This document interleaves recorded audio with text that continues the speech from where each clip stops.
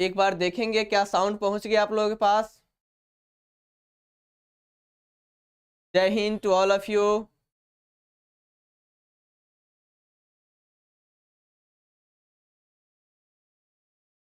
क्या आप sound clear हो गया? एक बार सब कोई थम्स अप कर देंगे।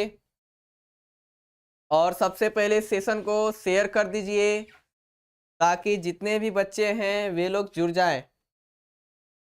चलिए, बहुत बहुत धन्यवाद आप लोगों का। यादव जी, सरबाज खान, सोनू रोमांटिक बॉय, सूरज कुमार, पीके कंपाउंड्री, सोनू यादव, सागर कुमार। चलिए, एक बार सबको इस सेशन को शुरू कर देंगे। सेशन को शुरू नहीं, शेयर कर देंगे और लाइक कर दीजिए सेशन को एक बार।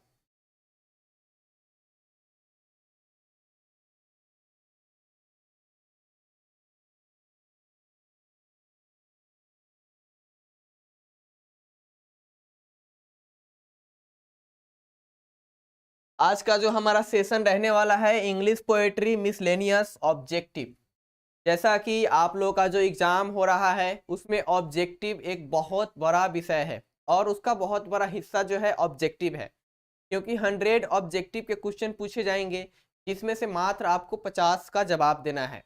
तो प्रोज सेक्शन हमने कल कराया था, आज जो है पोएट्री सेक्शन से ऑब्जेक्टिव है, मिसलेनियस ऑब्जेक्टिव है, यानी हर चैप्टर का आपको मिल जाएगा जो कि एग्जाम के व्यू से बहुत ही इंपॉर्टेंट है।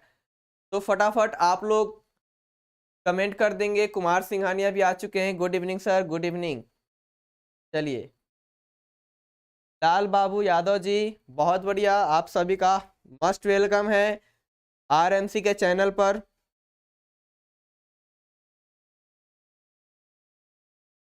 तो ये रहा आपका पहला क्वेश्चन, इसका जवाब सबके तरफ से चाहिए, हर एक बच्चा का, जितने भी लोग लाइव जुड़े हैं सबका जवाब चाहिए। उसके बाद हम सेशन को स्पीड में शुरू कर देंगे।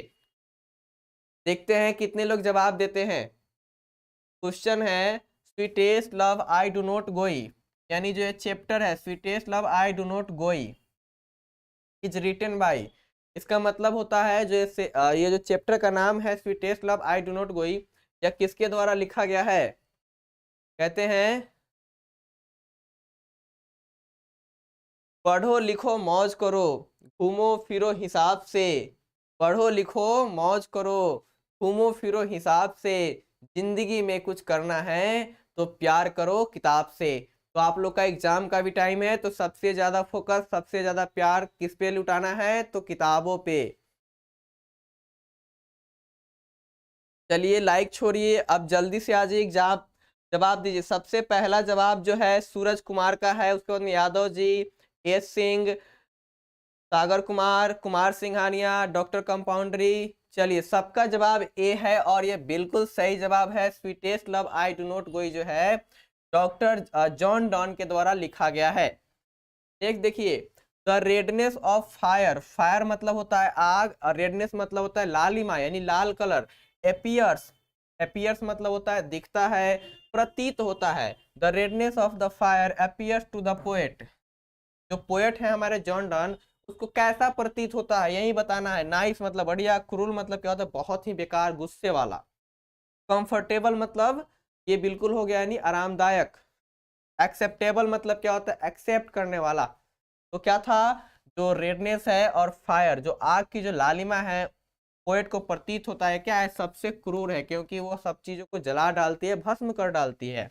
Next, John Donne is going to, John Donne भाई कहाँ जा रहे हैं? लिविंग हिज वाइफ बिहाइंड, अपने प्रेमिका को छोड़ करके जॉन डन कहाँ जा रहे हैं? एस सिंह बी है बिल्कुल सही जवाब, BBBN। चलिए, सरबाज खान जवाब आ चुका है, वह जो है इसका 3 का जवाब होगा जर्मनी। यानी जॉन डन जो है कहाँ जा रहे हैं? तो जर्मनी की ओर जा रहे हैं। किसको छोड़ करके? तो अपने वाइफ को छोड़ करके, यानी वाइफ यहाँ पे उनकी लव्ड को कहा गया है। नेक्स्ट देखिए, dash wants to gladly accept death, यानी कौन है? यानी यहाँ पे पूछ रहा है कि कौन है। वांट्स मतलब यानी चाहते हैं, ग्लैडली यानी खुशी खुशी, एक्सेप्ट डेथ तो डेथ को खुशी खुशी एक्सेप्ट करते हैं इस चैप्टर में। इस चैप्टर में कौन है? John don. जॉन डॉन जो है मृत्यु को खुशी खुशी एक्सेप्ट करते हैं। John Donne thinks that is certain. John Donne सोचते हैं कि डैश इज सर्टेन, क्या निश्चित है? डेथ निश्चित है, यानी हर इंसान, जो भी इंसान जन्म लिया है उसकी मृत्यु क्या है? तो इस धरती पे है। वही हमारे राइटर का भी सोच है। John Donne wants to go away, यानी जॉन डॉन चाहते हैं गो अवे यानी दूर जाना, क्योंकि he is not tired of his, क्योंकि जो है ऐसा नहीं है कि वह टायर्ड मतलब होता है उब जाना, ठीक है। टायर्ड ऑफ हिज, किससे? किससे टायर्ड ऑफ होना? तो हिज अपने फादर से, ब्रदर से, सिस्टर से, बिलव्ड से, यानी अपनी प्रेमिका से, ठीक है, अपनी प्रेमिका से। Next, John Donne is a dash poet. John Donne, ये पूछा जाता है कोई भी चैप्टर है उसका राइटर नेम और वो किस कंट्री से बिलोंग करते हैं ये पूछा जाता है, उसका डेथ और बॉर्न पूछा जाता है। बताइए John Donne is a dash poet, यानी कहाँ से बिलोंग करने वाले पोएट है? एक जॉन डॉन जो है कहाँ से बिलोंग करते हैं?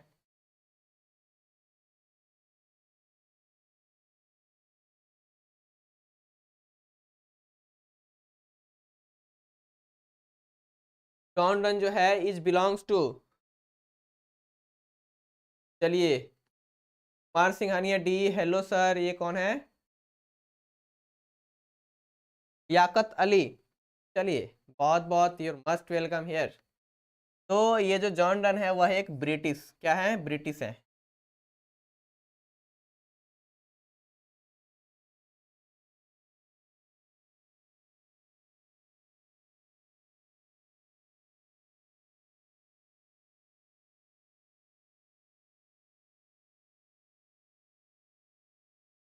Who was force to leave Oxford University. देखिए, हु वाज यानी किसको, फोर्स्ड यानी दबाव दिया गया था, टू लीव यानी छोड़ने के लिए, ऑक्सफोर्ड यूनिवर्सिटी विदाउट डिग्री, यानी बिना डिग्री दिए किस पर दबाव बनाया गया था कि तुम ऑक्सफोर्ड यूनिवर्सिटी छोड़ दो? तो वह है हमारे राइटर, और राइटर का नाम क्या है? John don. जॉन डॉन साहब को क्या किया गया था? उन पर दबाव डाला गया था कि ऑक्सफोर्ड यूनिवर्सिटी बिना डिग्री लिए छोड़ देने के लिए। अगला क्वेश्चन है, who is well known for his songs and sonnets, satires and इलेजी and sermons, यानी कौन है? हु इज वेल नोन, वो कौन है ज्यादा प्रसिद्ध, जो बहुत अच्छी तरीके से जाना जाता है? फॉर हिज, अपने, सॉन्ग्स के लिए, सॉन्ग्स एंड सोनेट यानी इनका किताब का नाम है, सॉन्ग्स एंड सोनेट्स के लिए, सटायर्स के लिए, एंड इलीजी एंड सरमन्स के लिए, यानी किताबों का नाम है इनका।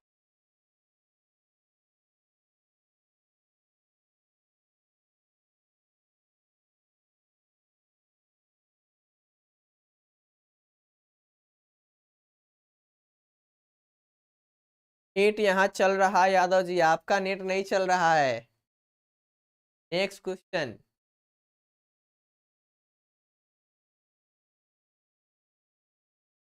तो देखिए, ये जो है हमारे जॉन डन साहब, ठीक है, वो बहुत ज्यादा प्रसिद्ध है अपने सॉन्ग एंड सोनेट्स के लिए।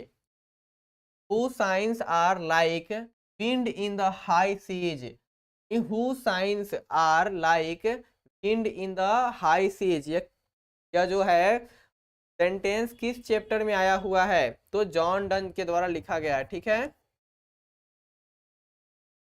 कुछ टीयर्स आर लाइक रेन, यानी किसके आंसू जो है ना बरसात की तरह झर रहे हैं, यानी बह रहे हैं। नौ का आंसर ए। चलिए, बिल्कुल सही है। सागर कुमार, राजा vlogs, doctor कंपाउंड्री, Suraj Kumar, S Singh, RJ Ravi. चलिए, अरे यादव जी, मेरा नेट काम कर रहा है, अपना देखो।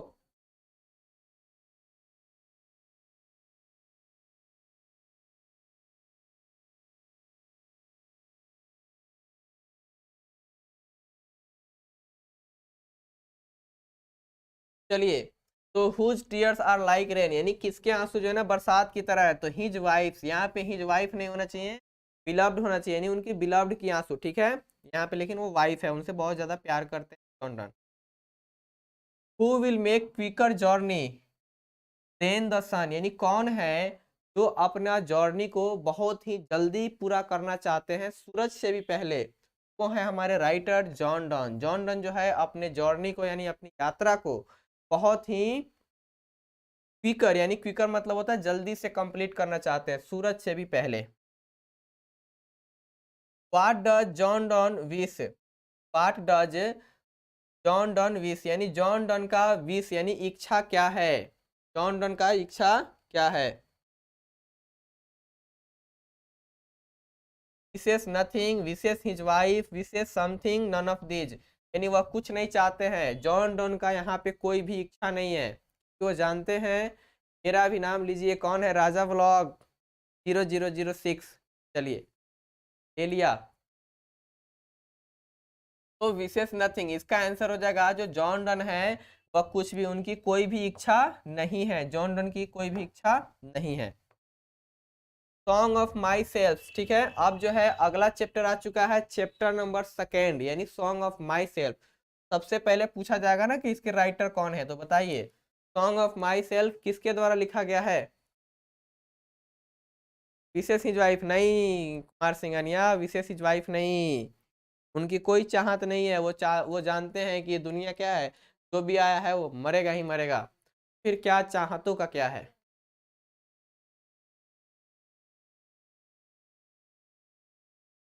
चलिए एक का answer A, Walt with man, Walter de la Mare. बहुत बढ़िया जवाब। जिन लोगों ने ए जवाब दिया है सबका जवाब बिल्कुल सही है, उनको तहे दिल से धन्यवाद। आप लोग क्यूट गर्ल स्वीटी यूट्यूबर। चलिए हमारे पास क्यूट गर्ल भी आ चुकी है, वाह। Next, Walt with man is dash years old, यानी जो हमारे राइटर है सॉन्ग ऑफ माई सेल्फ के, वाल्ट विथ मैन, वह कितने साल के हैं, बताइए जल्दी। ये बहुत ही प्यारा क्वेश्चन है।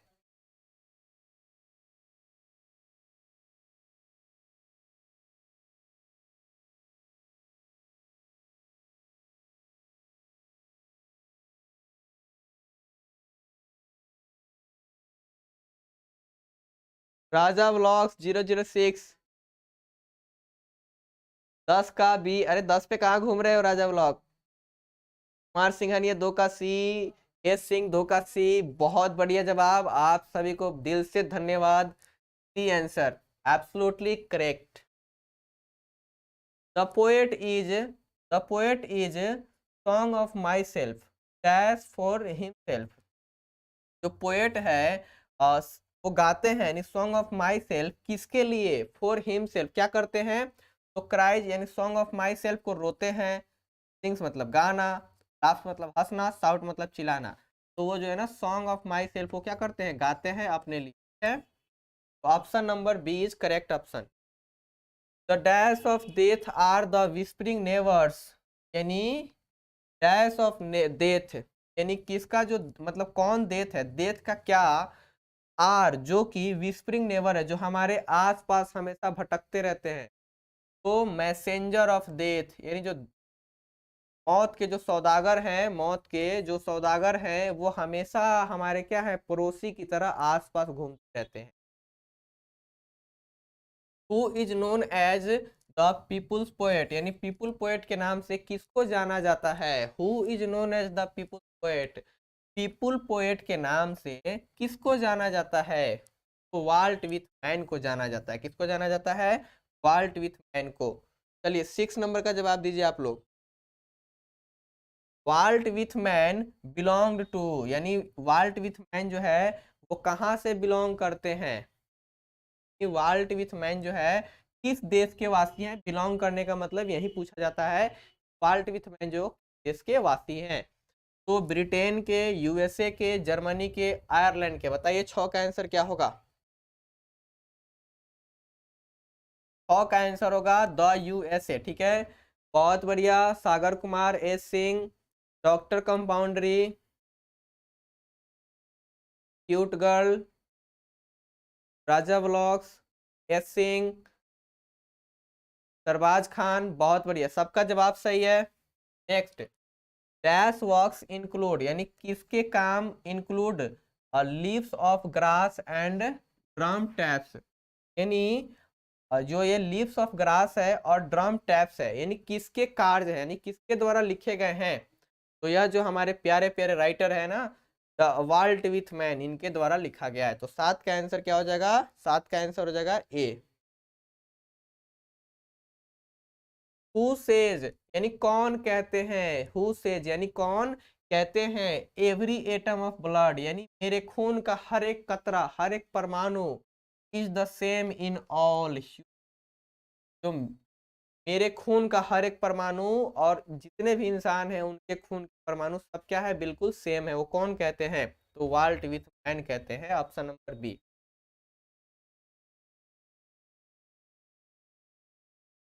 आई celebrate myself and sing myself is written by, यह किसके द्वारा लिखा गया है, यह लिखा गया है वाल्ट विथ मैन के द्वारा लिखा गया। होपिंग टू सीज, देखिए सीज मतलब होता है किसी को रोक लेना, ठीक है। Hoping to cease not till death is a line from, यानी यहाँ से hoping to cease not till death, यह लाइन जो है कहाँ से लिया गया है,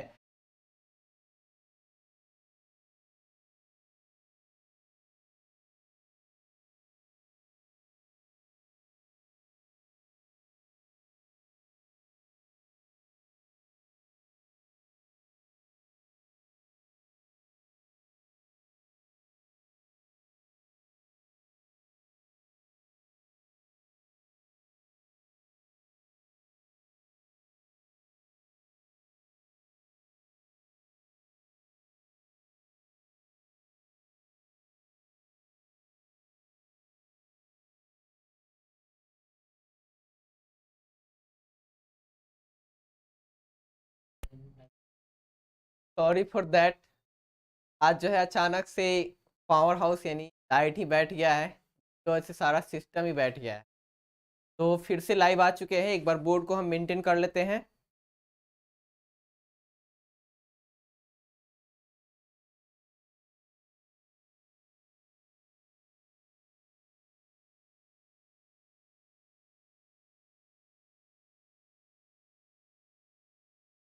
चलिए, तो हम लोग थे यहाँ पे, यानी लीव्स ऑफ ग्रास,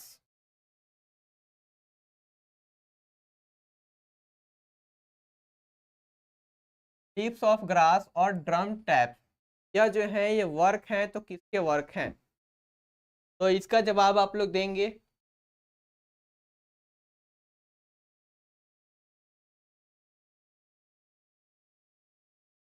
सरबाज खान क्या हो गया है सर, कुछ नहीं हुआ था, बस ऐसे ही वो जो है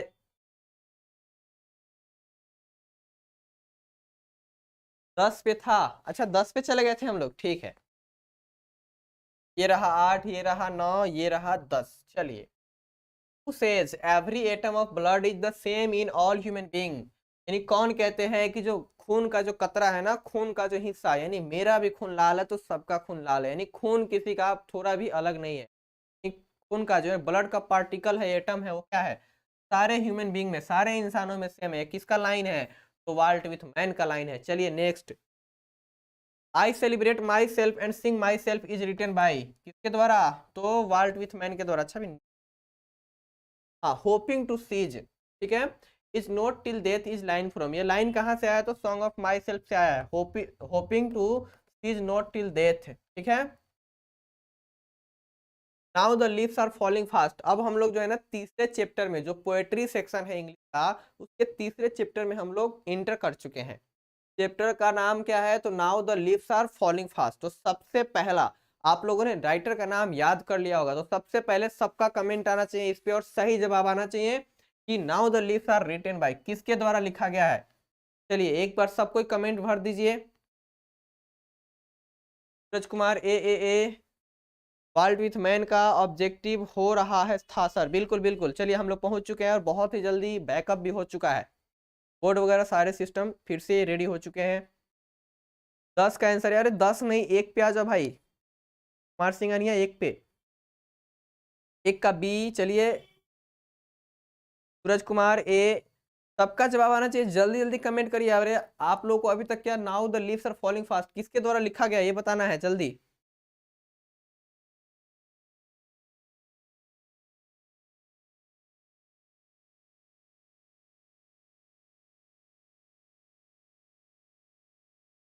सब्जेक्टिव क्वेश्चन कब होगा सर? बिल्कुल होगा।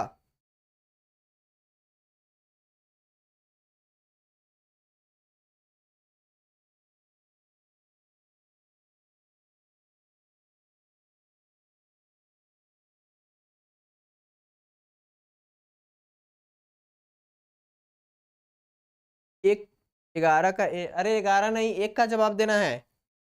WH एवडेन, चलिए बहुत बढ़िया, सबका जवाब आ चुका है WH एवडेन। तो ये now the leaves are falling fast के राइटर कौन है? WH एवडेन साहब है, याद कर लीजिए आप लोग कौन है, तो WH एवडेन साहब है। नेक्स्ट, द ट्रेवलर्स आर यानी जो यात्री हैं, we dash human dash beings moving towards our death, यानी जो ट्रेवलर है, यानी वो बोले थे ये दुनिया एक स्टेज है और यहाँ का जो इंसान है वो क्या है, एक यात्री है, और हम लोग यात्रा करते हुए जा रहे हैं कहाँ तक? अपने मृत्यु तक जा रहे हैं। कौन जा रहे हैं मृत्यु तक? Human beings. वो किसकी बात किए थे? ह्यूमन बीइंग्स की बात किए थे, ठीक है, यानी इंसानों की बात किए थे। The dash has become dumb to see the leafless trees, यानी कौन जो है बिल्कुल गूंगा हो चुका है। डम मतलब क्या होता है? डम मतलब होता है गूंगा हो जाना, यानी बिल्कुल नहीं बोलना, ठीक है। To see the leafless tree, जो लीफलेस मतलब होता है यानी वैसे पेड़ जिस एक भी पत्ते नहीं हो, that is known as leafless tree. बोलता है क्या? यानी डैश हैज बिकम डम्ब, यानी बिल्कुल डम्ब हो चुकी है, कुछ नहीं बोल रही है। कौन? किसको देख करके? तो लीफलेस ट्रीज को देख करके, यानी वैसे पेड़ जिस पे पत्ते नहीं है। चलिए बताइए, पिकॉक, हेन, स्पैरो, नाइटिंगल, इसका आंसर क्या होगा? तो नाइटिंगल जो है, नाइटिंगल क्या करती है? बहुत ही सुंदर सुंदर गाना गाती है, लेकिन वो देख रहे पेड़ों पे पत्ते नहीं है, तो वह भी गाना बंद कर चुकी। Dash waterfall could bless the travellers, तो वाटरफॉल है, कैसे वाटरफॉल? वाटरफॉल मतलब होता है झरना। तो हम लोग क्या कर रहे हैं? कुड ब्लेस यानी आशीर्वाद दे रहे हैं, ठीक है। द ट्रेवलर्स, किसको? द ट्रेवलर्स यानी यात्री को, passing through the that way, जो अपने रास्ते पे पाथ पे बढ़ते जा रहे हैं उसको क्या कर रहे हैं? एक आशीर्वाद दे रहे हैं। चलिए, 3 का आंसर सी होगा। राजा व्लॉग, आदित्य गुप्ता, अभय गुप्ता, DDD। चलिए, कुमार सिंघानिया नाइटिंगल बिल्कुल सही जवाब है। 3 का सी सर। अच्छा 3 पे नहीं, अब 4 पे आ जाओ। तो कैसे वाटरफॉल यानी जो झरने हैं वो कैसे हैं, यानी राइटर के अनुसार वो झरने का कलर क्या है? वो व्हाइट कलर का झरना है। क्या है? White waterfall. वो किसकी चर्चा करते हैं? व्हाइट वाटरफॉल, ठीक है। द लीव्स आर फॉलिंग, यानी पत्ते जो हैं गिर रहे हैं। अरे तो पूरा पूछ लिया ना, मतलब the leaves are falling fast, यही ना है चैप्टर का नाम। चलिए, विच थिंग यानी कौन सी वस्तु जो है, सिग्निफाई, जो सिग्निफाई करते यानी पहचान बताती है, that nothing is ever lasting, यानी कौन सी चीज है जो बताती है कि दुनिया में कुछ भी क्या है, एवर लास्टिंग नहीं। एवर लास्टिंग का नहीं, जब तक दुनिया तब तक वही बताती है। तो कौन सी चीज? स्टोन बताती है, सन बताती है, फ्लावर बताती है, नन ऑफ, कौन बताती है?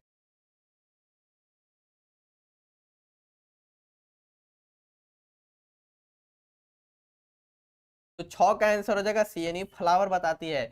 एक समय आएगा कि हम भी मुरझा जाएंगे, ठीक है।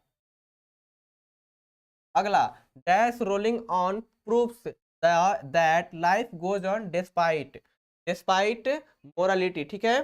कौन बताती है? डिस्पाइट मतलब होता है बिल्कुल पूरी तरह से अंधेरी की तरफ जाना, उसको बोलते हैं डिस्पाइट। तो पर्म्स, पर्म्स क्या हो जाएगा? द, इसका आंसर हो जाएगा the perms rolling on proof that life goes on despite morality, ये जो है चैप्टर का लाइन है।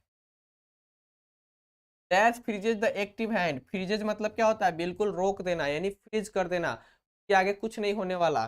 तो dash freezes the active hand, active hand का मतलब होता है यानी वैसे हाथ जो काम कर रहे थे उसको बिल्कुल रोक देना। कौन रोक देता है आकर के? लाइफ, डेथ, यूथ और नन ऑफ दीज। तो डेथ, जब मृत्यु आती है ना, जब मृत्यु आती है तो कितना भी चंचल इंसान हो स्थिर हो जाकर के एक मुर्दा बन जाता है, हिल भी नहीं पाता है, यानी फ्रीज हो जाता है बिल्कुल। Next, trolls are called wicked and ugly creatures in dash mythology, तो किस माइथोलॉजी के अंतर्गत ट्रॉल्स को विक्ड यानी दुष्ट और अगली मतलब बदसूरत, क्रिएचर मतलब होता है प्राणी के नाम से जाना जाता है? ये किस माइथोलॉजी में? स्कैंडिनेवियन, इंडियन और ईरानियन और नन ऑफ दीज। 9 का आंसर क्या होगा?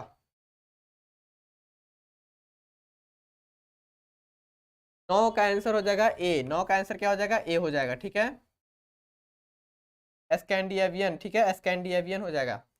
Who are scolded for food, यानी किसने स्कॉल्डेड मतलब होता है मना किया है, किस चीज से? तो भोजन से। Who are scolded for food, यानी किसको मना किया गया है भोजन के लिए, ठीक है।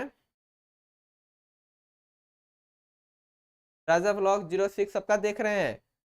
थोड़ा स्पीड में भी तो करना है ना सूरज कुमार। चलिए 9 का आंसर, 9 का डी, राजा व्लॉग्स, ठीक है। बताइए 10 का आंसर बताइए।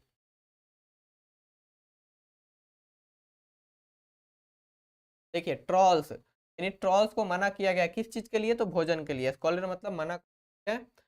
अब देखिए अगला जो चैप्टर है और टू ऑटम, ठीक है। और टू ऑटम जो है अब नेक्स्ट चैप्टर है।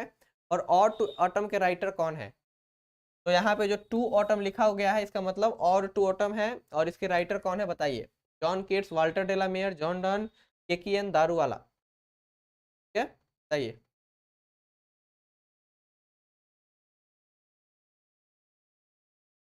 इसका आंसर सबका आना चाहिए जल्दी फटाक से, कम फास्ट।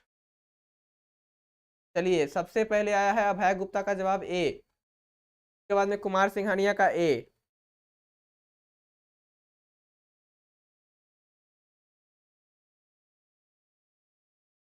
चलिए सभी का जवाब बिल्कुल सही है, ये हो जाएगा जॉन किट्स। तो और टू ऑटम के जो राइटर है वो जॉन किट्स है।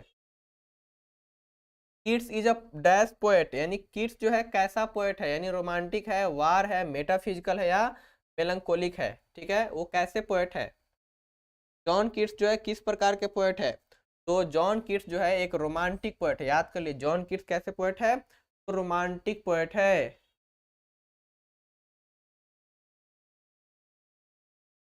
ये कौन है जी? कमोद, कमोद रॉक यादव ए। चलिए देख लिया आपका। दो का आंसर है कुमार सिंघनिया, अभय गुप्ता ए, क्यूट गर्ल जो है ए, डॉक्टर कंपाउंड्री बी। देख लेते हैं वो जो है रोमांटिक है, अरे हमने चेक कर दिया है ए। चलिए का जो है सही है, जो बी दे रहे हैं वो गलत है डॉक्टर साहब। फेस दिखा के, अच्छा राजा बाबू। चलिए देख लीजिए यहाँ पे देखिए, dash was a great lover of nature, कौन जो है तो ग्रेट लवर ऑफ नेचर है, यानी नेचर के बहुत ही प्रेमी है, तो कौन है ग्रेट लवर ऑफ नेचर कौन है? तो जॉन डॉन साहब यानी जॉन किट्स है, ठीक है, क्योंकि वह रोमांटिक पोएट है, और रोमांटिक पोएट जो है नेचर के बारे में लिखते हैं, नेचर के प्रेमी होते हैं। रोमांटिक मतलब लैला मजनू वाला नहीं, समझे? हाँ, तो ये जो है नेचर के जो भी लवर है ना, उसको बोला जाता है रोमांटिक इंग्लिश में। चलिए, और to dash is an ode, ode, ठीक है, तो कौन जो है एक ऑड है? ऑड किसको बोलते हैं? यानी वैसा पोएम, वैसा पोएट्री जिसकी लाइन जो है इधर उधर रहती है, यानी सिस्टमेटिक वे में नहीं रहती है, उसको बोलते हैं ऑड, ठीक है। ऑड टू ऑटम, यही ना है चैप्टर का नाम, ode to autumn is an ode, क्या है? यह एक ऑड है। John Keats belong to, John Keats कहाँ से बिलोंग करते हैं? जॉन किट्स कहाँ से बिलोंग करते हैं? ब्रिटेन, आयरलैंड, आइसलैंड, जर्मनी, जल्दी बताइए।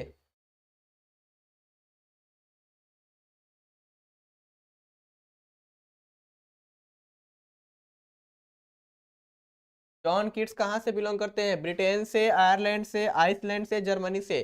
तो जॉन किट्स जो है बिलोंग करते हैं ब्रिटेन से। A thing of beauty is a joy forever is written by, ठीक है, a thing of beauty is a joy forever, यह जो पंक्ति है, यह लाइन है, किसके द्वारा लिखा गया है? और ये बहुत बार पूछा जा चुका है, इस चैप्टर का लाइन है, ये बहुत ही मोस्ट इंपोर्टेंट लाइन है। A thing of beauty is a joy for ever, ठीक है, तो यह जो लाइन है किसके द्वारा लिखा गया है? जॉन किट्स साहब के द्वारा लिखा गया, ठीक। John Donne died of tuberculosis, tuberculosis जो है एक बीमारी का नाम है, तो जॉन डॉन डाइड यानी जॉन डॉन मरे थे of tuberculosis at the age of, किस एज में उनकी मृत्यु हो गई थी? मृत्यु का कारण क्या था? तो यह बीमारी ट्यूबरकुलोसिस, यह बीमारी कैसी होती है? तो यह दिमाग में होने वाली बीमारी है, ठीक है। 6 का बी,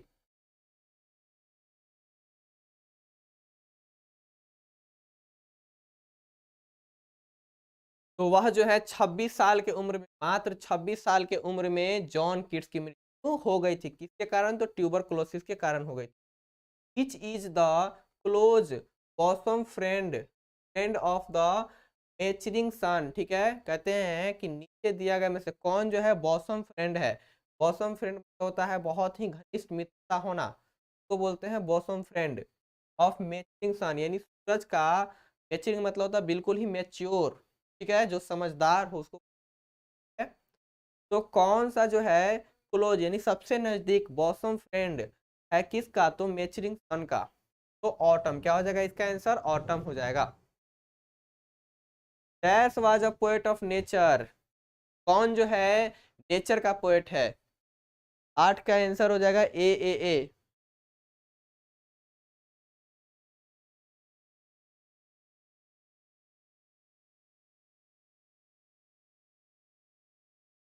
देखिए, तो dash was a poet of nature, तो जॉन किट्स क्या है? रोमांटिक पोएट है। और रोमांटिक पोएट किसके बारे में लिखते हैं, किसके बारे में सोचते हैं?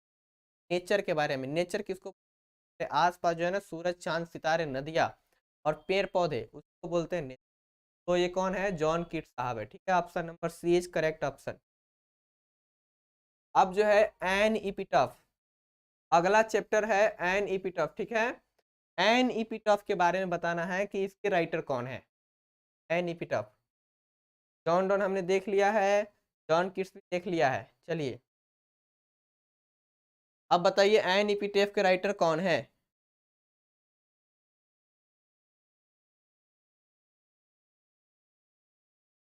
9 का answer C, cute girl sweetie. चलिए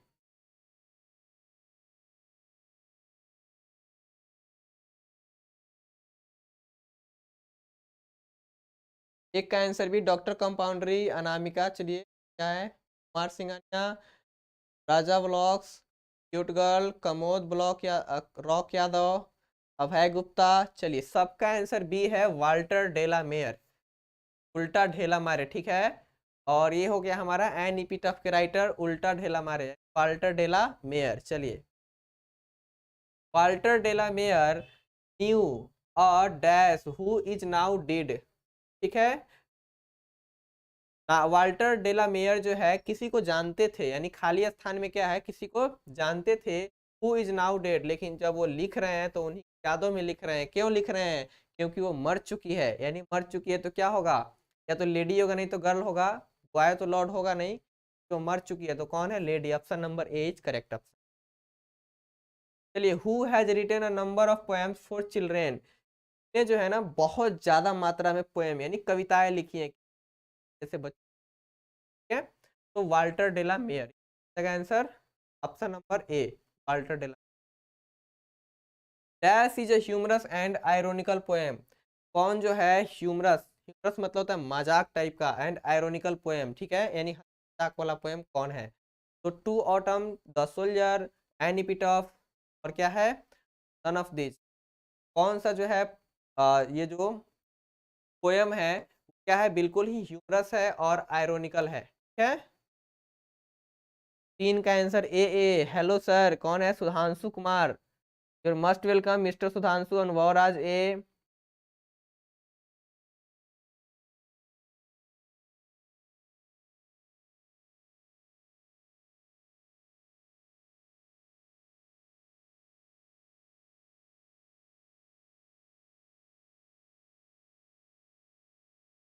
चलिए सरवाज खान गुस्सा मत होइए। चलिए यहाँ पे जो है एन इपिटफ क्या है? सरवाज खान एन इपिटफ, आपका जवाब जो है बिल्कुल सही है। सर आवाज नहीं आ रही, कौन बोल रहा है भाई? अभय गुप्ता।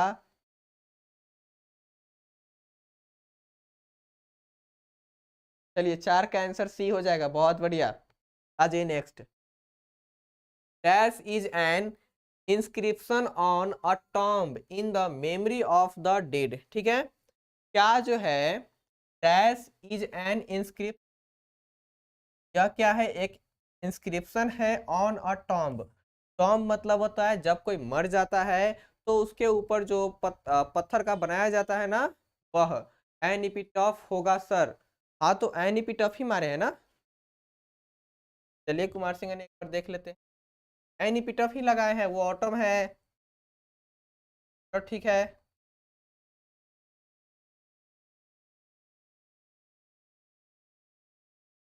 तो इसका चेक नहीं किए हैं अभी तो। एनिपिटॉफ होगा, बिल्कुल सही जवाब है। पर देख लेते हैं। तो dash is N inscription on a Tom in the memory of a dead.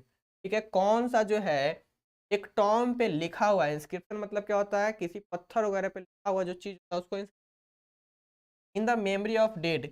एक जो है मृत्यु जो मर चुकी है उसके ऊपर जो है ना एक मेमोरी लिखा गया, तो एन इपिटॉफ है। बिल्कुल सही जवाब है आप लोगों का। Here lies the most beautiful ladies. देखिए यानी यहाँ परी है जो दुनिया मतलब मेरी नजरों की, ठीक है, मेरी जो रानी थी, महारानी थी, सबसे सुंदर थी, आज वो जो है ये परी हुई है कहाँ पे ये लाइन कहाँ से लिया गया, तो एन इपिटॉफ से लिया, ठीक है। Option number B is correct option. चलिए क्यूट गर्ल पर और कमोद रॉक Yadav. Next. Who was light of a stop step, who was light of step and heart. ठीक है, कौन जो है light of step and heart यानी दिल, और लाइट ऑफ स्टेप, ठीक है, beautiful lady and ugly lady. यह जो है ये लाइन किसके लिए बोला गया है, तो एक ब्यूटीफुल लेडी के लिए बोला गया है, जिसको हमारे पोएट जो है बहुत चाहते थे। ये कौन है, अनुभव सर। नवाफा होगी, नवाफा की बात होगी। अब जिससे भी मोहब्बत होगी सिलेक्शन के बाद होगी, एग्जाम के बाद होगी। वाह क्या बात है अनुभव राज, बहुत बढ़िया, लाजवाब। चलिए अब इसके आगे जो है ये कंप्लीट हो चुके हैं। 7 नंबर याद कीजिए, ये पेज न 50 क्वेश्चन है, इसके आगे हम क्वेश्चन लगा लेते हैं। हो चुके हैं 50 के आगे लगा लेते हैं।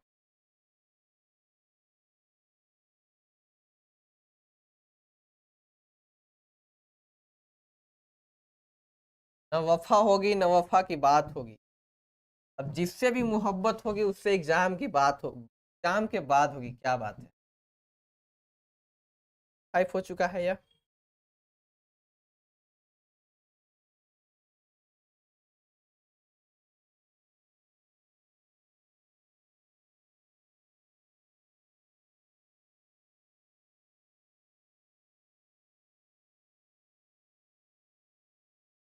बस हो गया। 55 पे थे हम लोग। 66 7।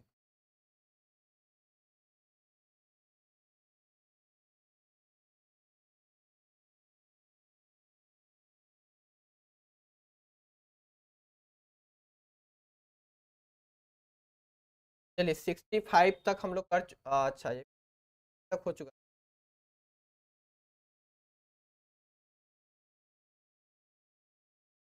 51 पे आ जाइए। Who has made an epitaph for the beautiful lady. यानी किसने जो है अपनी प्रेमिका यानी अपनी ब्यूटीफुल लेडी, अपने जाने मन के लिए जो है ना ये क्या बनाया है, इपिटॉफ बनवाया है। उस टॉम का नाम उसने क्या रखा है, इपिटॉफ। ये किसने, ने ताजमहल बनवाया, लेकिन हमारे राइटर ने अपने प्रेमिका के लिए, अपने महबूबा के लिए क्या बनवा दिया, एनी पिटअप बनवा दिया, ठीक है। सरवाज खान, यस सर। चलिए निशा क्वेश्चन का आंसर दो, हाँ बिल्कुल।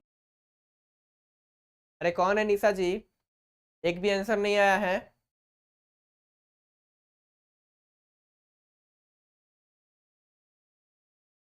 ई बीबी उल्टा ढेला मारे, चलिए बहुत बढ़िया राजा ब्लॉग्स।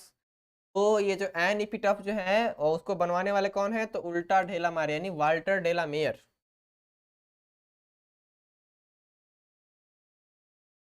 The soldier. अब अगला जो चैप्टर है हमारा आ चुका है द सोल्जर, ठीक है, यानी सैनिक। अब इसके राइटर का नाम बताइए।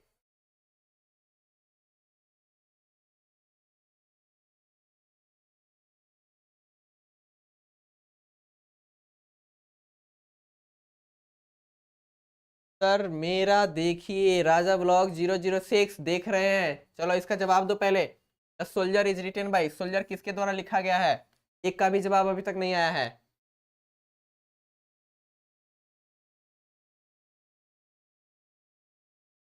क्या हुआ? चलिए सबसे पहला जवाब जो है राजा ब्लॉग्स का है डॉक्टर कंपाउंड्री। अनुभव, अनुभव बी दे रहे हैं। अरे अनुभव इतना पिटाई पड़ेगा ना। प्रमोद सी दे रहे हैं। अभय गुप्ता सी दे रहे हैं। यही पढ़ाई लिखाई है तुम लोग का, और यही वफा का बात करेगा। बताओ इसका जो आंसर है रुपर्ट ब्रुक है। क्या है? Rupert Brooke is the writer of the soldier, यानी द सोल्जर जो पोएम है उसके राइटर कौन है? रुपर्ट ब्रुक है। अच्छा आप है निशा जी। चलिए बी गलत जवाब है, सही जवाब दीजिए। The soldier is a dash poem, यानी सोल्जर जो है एक कविता है, लेकिन कैसा? लव, यानी बिल्कुल लव की तो बात इसमें, हैप्पी खुशी वाली नहीं। नहीं भाई, नेचर, यानी नेचर मतलब हो गया अपने आसपास की जो चीजें होती है सराउंडिंग, वो भी नहीं। इसका जो है वार, यानी किससे रिलेटेड है? तो वार से। वार मतलब तो आप लोग समझते हैं युद्ध। चलिए सोल्जर का क्या है? तो युद्ध करना ही तो सोल्जर का धर्म है। चलिए the images and praises. Images मतलब हो गया उसका, इमेजेस मतलब तो प्रति होता है ना, किसी वगैरह बोलते। प्रेजेज मतलब होता है यानी प्रशंसा। Of dash run through both the stanza. जो हमारा 10 सोल्जर पोएम है वो दो भागों में बांटा गया है। प्रथम स्टांजा यानी फर्स्ट स्टांजा, सेकेंड स्टांजा। लेकिन दोनों स्टांजा में किसके को दर्शाया गया है? किसको दर्शाया गया और किसकी प्रशंसा की गई है? तो ये जो हमारे राइटर है वो कहाँ के है? इंग्लैंड के है। तो दोनों स्टांजा में अपने मातृभूमि इंग्लैंड की बात करते हैं। चलिए the dust stand for the, यह जो लाइन है the dust stand for the, यानी यहाँ ये जो पोएम है उस पोएम में डस्ट नामक वर्ड आया है, यानी डस्ट नाम का वर्ड जो है यूज किया गया है। डस्ट इज यूज्ड फॉर, यानी फ्रॉम होम, यानी के लिए यूज किया गया है? तो सोल्जर के लिए यूज किया है। सोल्जर के लिए यूज किया गया, सोल्जर के लिए यूज किया गया। A poem consisting of dash line is a sonnet. Sonnet किसको बोलते हैं? बहुत ही प्यारा क्वेश्चन है, इसको याद कर लीजिएगा आप लोग, ये हमेशा काम देने वाला है। ठीक कि कौन से, यानी अ पोएम कंजिस्टिंग, कंजिस्टिंग मतलब होता है रखता है। लाइंस, लाइंस तो आप लोग समझते हैं ना, एक लाइन, दो लाइन, तीन लाइन पोएम का।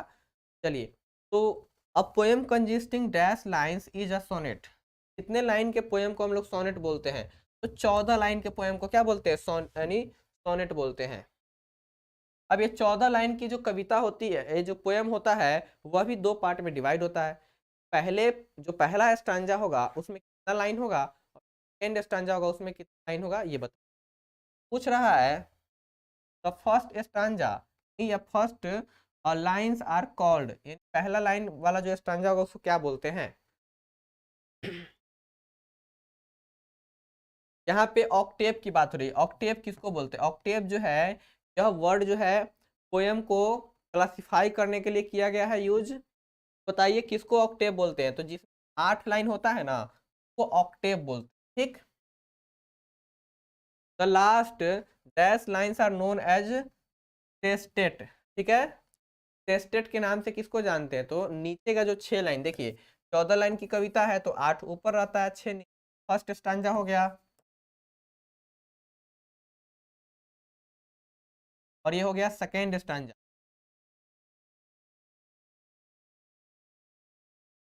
चलिए तो फर्स्ट स्टांजा में 8 होता है जिसको ऑक्टेव के नाम से जानते हैं, और सेकेंड स्टांजा में जो होता है 6 होता है जिसको सेसेस्ट के नाम से जानते हैं। और दोनों को मिला करके एक बनता है पोएम, POEM, जिसको हम लोग सोनेट के नाम से जानते हैं, SONN, कंप्लीट। चलिए dash is remembered as a war poet. इसको जो है एक वार पोएट के नाम से जाना जाता है। तो हमारे रूपर्ट ब्रुक साहब जो है इन वार पोएट से जाना जाता है। अगला क्वेश्चन है द सोल्जर बिलोंग टू, यानी जो 10 सोल्जर है, और जो 10 सोल्जर इसमें जो चैप्टर में है वो कहाँ से बिलोंग करते हैं? ठीक है, इसके राइटर वह बिलोंग करते हैं इंग्लैंड से। 9 का आंसर हो जाएगा।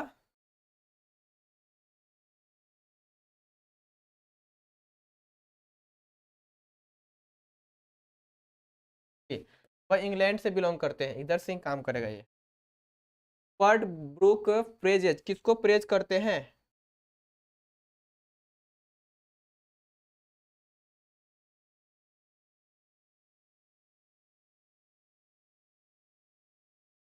रुपर्ट ब्रूक प्रेजेज यानी यह जो कविता है उसमें रुपर्ट ब्रूक किस देश की प्रशंसा करते हैं?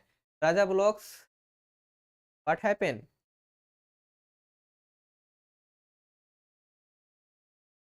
चलिए, तो ये क्या हुआ, तो जो रुपर्ट ब्रूक है प्रेज यानी प्रेज करते हैं किसको, तो इंग्लैंड को। इंग्लैंड उनका कंट्री है, मातृभूमि करते हैं। अब आ चुका है अगला चैप्टर, मैकाविटी द मैस्टरी कैट। यह रिटन बाय किसके द्वारा लिखा गया है? तो यह जो है टी एस इलियट के द्वारा लिखा गया है। मैकाविटी इज कॉल्ड, मैकाविटी को क्या नाम से जाना जाता है? तो Macavity is known as the hidden paw, को जो है द हिडन पॉ के नाम से जाना जाता है, ठीक है। Macavity is a dog cat, वो क्या मैकाविटी किसको बोला गया है? कैट को बोला गया है। The poem compares Macavity to, यानी जो कविता है उसमें मैकाविटी यानी जो कैट है उसका कंपेरिजन किससे किया गया है? समुंदर गुप्ता से, स्मार्क से, नेपोलियन से, चार्ल्स से, किससे मैकाविटी का कंपेरिजन किया गया है? चार का आंसर। उसका जो मैकाविटी जो कैट है उसका कंपेरिजन किया गया है नेपोलियन से। अगला है dash is from collection called odd old possum's book of practical cats Eliot's, यानी कौन जो है इसके कलेक्शन को old possum's book of practical cats Eliot's कहा गया है? जब द मैस्टरी कैट को कहा गया है। Macavity is the pet cat of, Macavity जो है एक पालतू बिल्ली है, किसका? तो एस इलियट साहब का है। Dash is a ginger cat, कौन जो है एक जिंजर कैट है? तो मैकाविटी है भाई। आगे, Macavity is full of, Macavity हमेशा क्या है? तो हैप्पीनेस, सैडनेस, डिसीटफुलनेस और नन ऑफ दीज, ठीक है। तो मैकाविटी जो है पूरी तरह से खुश है, उदास है। डिसीटफुलनेस मतलब होता है धोखे से भरा हुआ है, और नन ऑफ दीज क्या होगा इसका आंसर बताइए?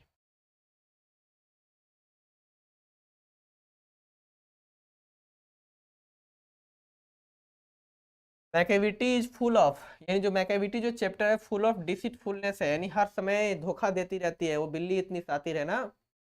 चलिए, who finds Macavity AG and half asleep, यानी कौन पाता है कि मैकेविटी जो है बहुत ही एजी मतलब तो आप लोग समझ आलसी, और हाफ asleep मतलब कच्ची नींद वाली, थोड़ा भी कुछ हो वो जाग जाती है, ये कहा था। 8 का सी, राजा ब्लॉग्स 8 का ए, अभी 8 ठीक है। चलिए चाहिए, टी एस इलियट साहब कहते हैं। अब देखिए अगला जो है हमारा फायर हाइमेन है, क्या है? Fire hymn. तो fire hymn is written by, fire hymn किसके द्वारा लिखा गया है?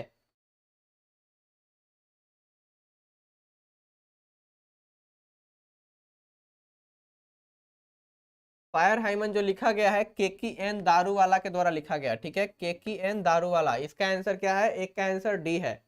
चलिए, जितने लोग ये आ रहा है सबका गलत है, इसका आंसर क्या है? D. Keki N Daruwalla is an poet, वो कहाँ से बिलोंग करते हैं? केकी एन दारूवाला जो है वो कहाँ के कवि हैं, किस देश के हैं? किस है, अमेरिकन है, अफ्रीकन है, इंडो एंग्लिकन है? तो क्या है वह? इंडो एंग्लिकन है। It was the dash of the poet. It was the dash of the poet along with him passing by the cremation ghat. Cremation ghat का मतलब होता है नहीं वैसी जगह जहाँ पे इंसानों को दफनाया जाता है या जलाया जाता है, उसको बोलते हैं cremation Ghat. It was the dash of the poet, poet के कौन थे जिसके साथ वो जा रहे थे, कहाँ से गुजर रहे थे? पासिंग बाई मतलब होता है गुजरना, वो शमशान के पास से गुजर रहे थे, फादर के साथ, ब्रदर के साथ, सन के साथ, सिस्टर के साथ, अपने फादर के साथ, ठीक है। Keki N Daruwalla was a dash by religion, तो वह किस धर्म से बिलोंग करते थे? तो वह एक पारसी थे, ठीक है, याद कर लीजिए। Consigning his new born son to flames took place years ago. देखिए, consigning his new born, his new born son, का जो नया जन्म लिया हुआ बेटा है, टू फ्लैम्स और टुक प्लेस ईयर्स एगो, वह जो आग थी वो कहाँ प्लेस करती थी और कितने कितने साल पहले, ठीक है, 15 साल, 16 साल, 20 साल और 18 साल। 5 का आंसर हो जाएगा सी, यानी 20 साल पहले, ठीक है। द बर्निंग घाट, यानी जो जलता हुआ जो घाट है, erupted, phosphorus scene is taken from, यह जो लाइन है वो कहाँ से लिया गया है? यह जो लाइन है फायर हाइमेन से लिया गया है। किससे? फायर हाइम से लिया गया है। Keki and Daruwalla consigned his first-born child to the flames for cremation because the nearest tower of silence was dash mile away। यानी केकी एंड दारूवाला जो है अपने बेटे, यानी जो पहला जो उनका बच्चा होता है उसको सिखाते हैं कि यहाँ पे क्या हुआ करती थी, पहले क्रीमेशन हुआ करती थी because the nearest tower of silence, जो पास का जो सबसे पास का जो टावर था वो बिल्कुल शांत था, कितने दूरी पर था, 1000, 2000, 100 और नन ऑफ दिच। 7 का आंसर बताइए आप लोग क्या होगा? क्या आंसर है? 1000 माइल्स अवे, ठीक है। Who has violated the tradition of his religion by cremating, किसने जो है अपने रिलीजन मतलब क्रीमेटिंग मतलब जिस प्रकार से उनके रिलीजन में दफनाया जाता होगा के रिलीजन को क्या किया गया है, तो क्रीमेशन किया गया है, यानी उसके रिलीजन की, यानी वायलेट मतलब होता है यानी तोड़ देना, उसको तोड़ दिया है उन्होंने। किसने? तो केकियन दारूवाला ने, ठीक है। Tower of silence is related to, यहाँ पे टावर ऑफ साइलेंस को किससे रिलेट किया जाता है? टावर ऑफ साइलेंस को किससे रिलेट किया जाता है?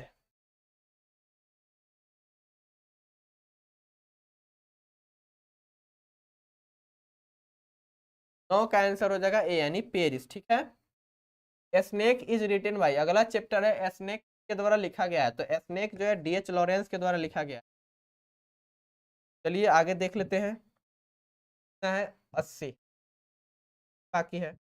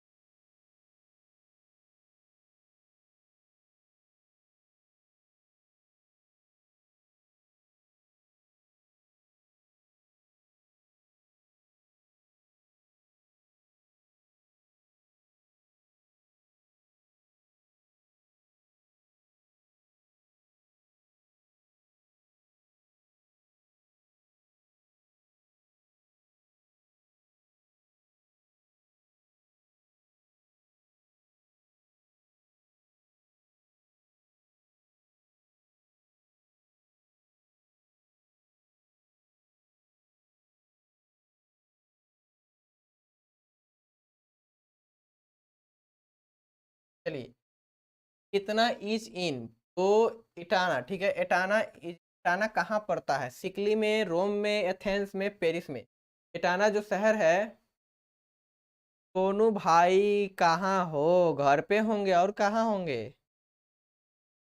चलिए, गुड मॉर्निंग सर, कौन बोल रहा है बताओ तो?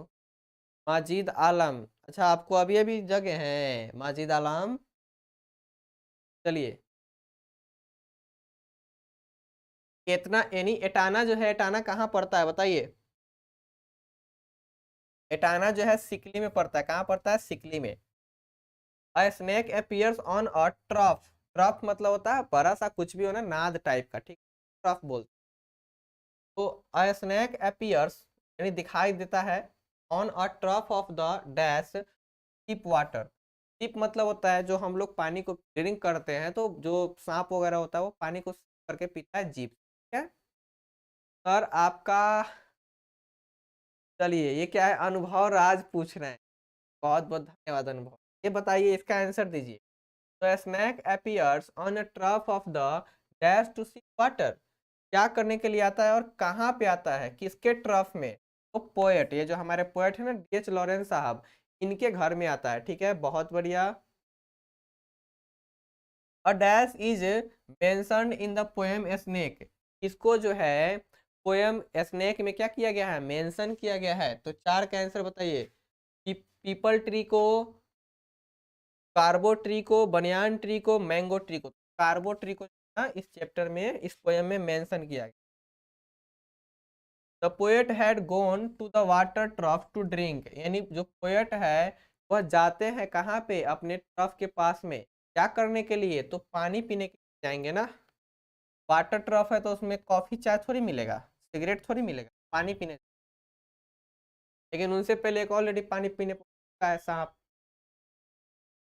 D.H. Lawrence exalt the values of primitive life in, यानी पहले जो मान्यता थी सांप के बारे में, तो उनको भी उस समय सोचता है, किसके बारे में, life in snake, fire hymen song of my self. तो यह जो लाइन है किसका है, स्नेक का है। D.H. लॉरेंस बिलोंग टू, यानी D.H. लॉरेंस जो है किस देश से बिलोंग करते हैं, ब्रिटेन से, फ्रांस से, अमेरिका से, none of these. D.H. Lawrence belong to Britain, वो बिलोंग से ब्रिटेन से बिलोंग करते हैं। He lifted his head from his drinking as kettle do is taken from the poem, यह जो लाइन है वो कहाँ से लिया गया है, तो स्नेक से लिया। सबसे पहले वो अपना हेड क्या करता है, उठाता है, तब पानी पीने केटल में डालता है। Who decided to hit the snake, कौन जो है सोचता है सबसे पहले कि सांप को मार दिया जाए, क्योंकि सांप अपना इनमी है। तो कौन सोचता है, D.H. Lawrence, T.S. Eliot, K N. Daruwalla, नहीं, D.H. लॉरेंस आप सोचते, स्नेक के राइटर यही है, तो सोचेंगे ना। It was a dash day when the poet saw a snake, अब देखिए वह जब पोएट जो है सांप को देखते हैं, तो उस समय मौसम कैसा था, क्या अभी भी कड़ाके की ठंड की तरह की मौसम थी, या गर्मी था, ह्यूमिड होता है, यानी कोहरा वाला, यानी कुहासा वाला समय, यानी गर्मी का मौसम था, ठीक है, तब ना सांप बाहर आया था पानी पीने के लिए, ठंडा का मौसम क्या आएगा। The poet had a dash to fill with, अब देखिए पोएट जो है वहां पहुंचे थे भरने के लिए, किस चीज को, तो पिचर को, बकेट को, मग को, नन ऑफ दिस, यानी पिचर, पिचर मतलब होता है घड़ा, गर्मी के दिनों में हम लोग घड़ा का यूज करते हैं। द स्पीकर, यानी स्पीकर का कहने का मतलब पोएट, कंसिडर्ड हिमसेल्फ, यानी खुद को समझते हैं, करते, अ कॉमर, यानी second comer, third comer, first comer. Comer मतलब होता है आने वाला, ठीक है, तो क्या कहते हैं, नामिका चौरसिया अभी जुड़ी है। चलिए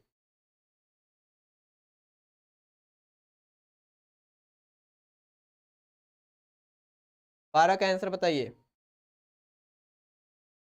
देखिए द स्पीकर कंसिडर्ड हिमसेल्फ, वो अपने आप को समझते हैं कि मेरे से पहले भी पानी पीने का है snake, that's why I am the second comer, मैं कैसा कॉमर हूँ, तो सेकेंड कॉमर हूँ,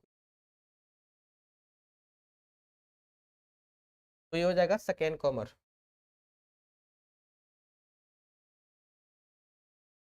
next, my grandmother house is written by, ये सबको पता होना चाहिए कि माई ग्रैंड मदर हाउस किसके द्वारा लिखा गया है।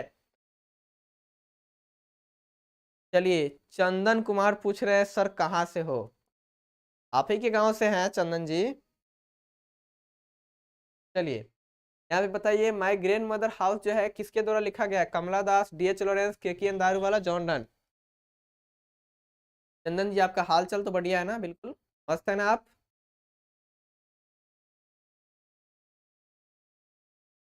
राजा ब्लॉग्स ए सूरज कुमार ए। चलिए कमला दास के द्वारा लिखा गया है, and she an Indian writer, सबको पता है, बहुत बढ़िया।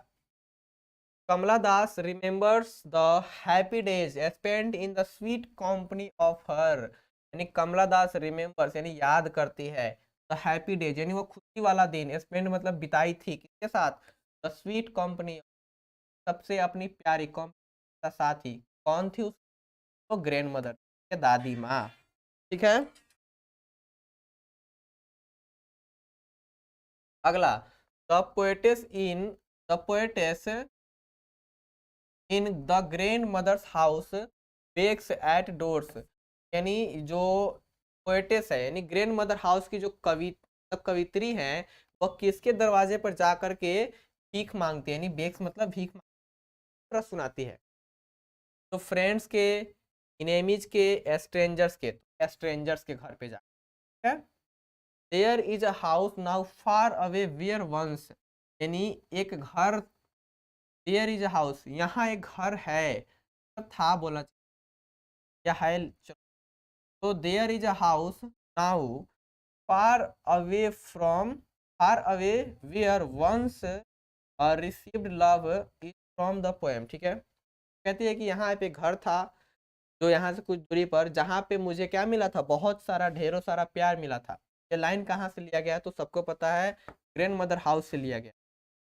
Who used to live with her grandmother, कौन जो है अपनी दादी माँ के साथ रहा करती थी, तो कमला दास जी, ठीक है।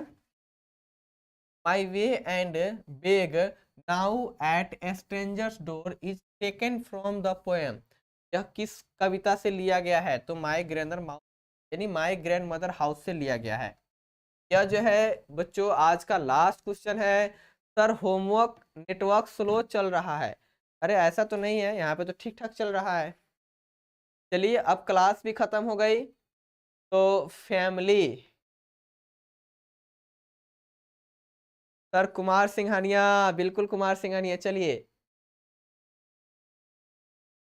अरे अभी कोई इश्यू नहीं है, अभी क्लास बिल्कुल चल रही है। अब क्लास जो है माजिद आलम, राजा ब्लॉग्स, अनामिका चौरसिया, ज्योति सिंह के बाद में कौन कौन है, सरवाज खान, सूरज कुमार, गौरव पासवान, सर इसका पीडीएफ, चलिए पीडीएफ भी आप लोगों के पास चला जाएगा, टेंशन मत लीजिए, सबके पास चला जाएगा पीडीएफ। क्यूट गर्ल यूट्यूबर यानी निशा है ना, good night sir, good night to all of you, sir इसका पीडीएफ भेज दीजिए। चलिए सबका पीडीएफ जो है भेज दिया जाएगा, complete. Here we have finished our class. Nice meeting you. See you tomorrow. Good night to all of you.